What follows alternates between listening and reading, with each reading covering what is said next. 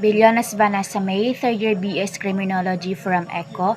So in this video contains the specific topic of Module 5 or Chapter 5, which is the parole, investigation, and supervision.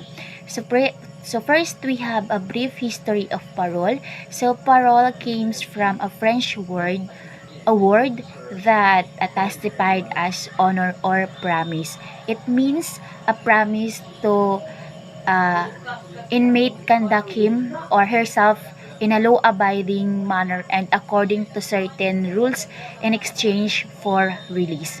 So, second, we have in penal philosophy, the parole is a 9-10 trained criminology from punishment to reinformation or giving a chance to a person who committed a crime or a person or a convict person live by herself in a positive way.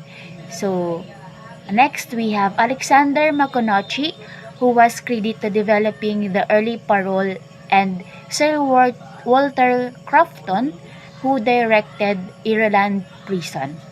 So in 1840, Alexander given an opportunity to apply this kind of actions to prison as a superintendent of Norfolk, Norfolk Island penal settlement and South Pacific.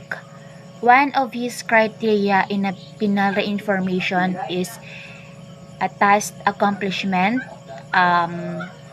not time to serve, a willingness to accept the society's rule.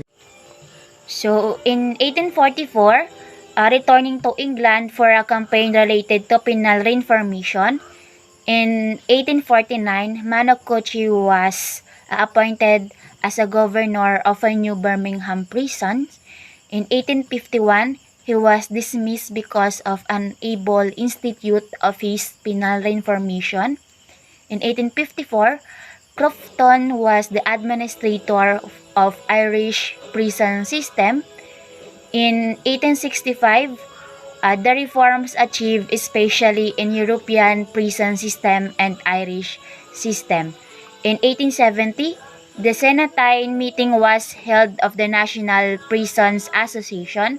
In 1876, Brockway applied as superintendent at a new youth reformatory because of his penal proposal that put into practice such as indeterminate sentencing for coupled with parole supervision.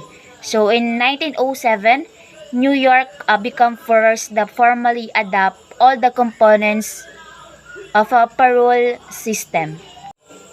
So the next are the definition of a pardon, parole, and provision. So first, what is pardon? So pardon is an act of grace proceeding from the power rather entrusted with the execution of the laws, which exempts the individual on whom it is bestowed from the punishment that the law inflicts for a crime he has committed. Second, we have the parole. So parole is a method by a prisoner who has served a portion of his sentence is conditionally released but remains in legal custody. So the condition in this parole being that in case of misbehavior, he shall imprison. It means a word of honor. So last, we have the provision. It's a disposition under which a defendant or a person who convict after the conviction and sentence is released subject to conditions imposed by the court and under the supervision of a provision officer. So, the parole and the indeterminate sentence law. So, Act number 4103, it is to provide for an indeterminate sentence and parole for all persons convicted of certain crimes by the courts of the Philippines Island, to create a board of indeterminate sentence and to provide fund, therefore, and for other purposes. So the purpose of parole is to uplift and redeem of a person for being valuable to the society have right now, or being a usefulness and to prevent unnecessary and excessive deprivation of personal liberty by way of parole or through executive clemency. Aside from that, giving a chance and being grateful and having a willingness to follow the rules of the society.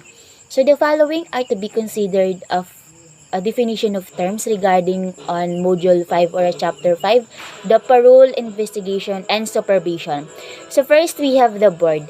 A board refers to the board of pardons and parole. Executive director refers to the executive director or secretary of the board. Administration refers to the parole and administration. So, administrator refers to the administrator of the parole and provision administration. Regional director refers to the head of the parole and provision administration in the region.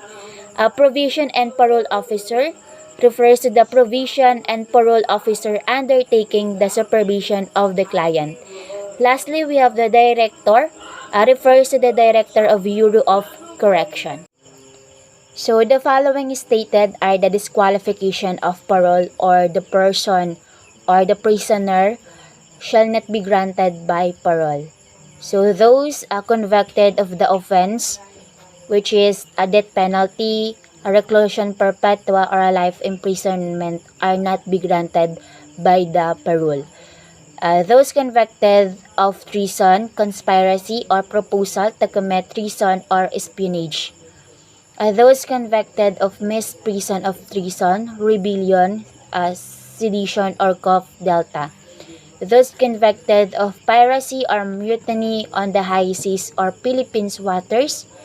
Those who are habitual delinquent, those who within a period of 10 years from the date of release from prison or last conviction of the crimes of serious or less serious physical injuries such as robbery, theft, estafa, and falsification are found guilty or any of said crimes as third time or oftener. Those who escape from confinement or evaded sentence, those who were granted conditional pardon and violated any of terms, those whose maximum term of imprisonment does not exist 1 year, or those with definite sentence, those suffering from any mental disorder as certified by a government psychiatrist or psychologist, those whose conviction is an appeal, and lastly, those who have pending criminal case or cases. So, the following are the rules and regulations that implementing the exact and relevant provision. So, first, we have the section 1. The board may consider the case of a prisoner for executive clemency or parole only after his case has become final and executory. Section 13. Review of cases for parole. Unless otherwise disqualified under Section 15 of these rules, a case for parole of a prisoner shall be reviewed upon a showing that he is confined in prison or jail to serve an indeterminate sentence, the maximum period of which exists 1 year. Section 14. Grant of parole. A prisoner may be granted parole whenever the board finds that there is a reasonable probability that if released, he will be law-abiding and that his release will not be incompatible with the interest and welfare of the society. Section 16. Deferment of parole when safety of prisoner, victim, relatives of victim, or witness compromised.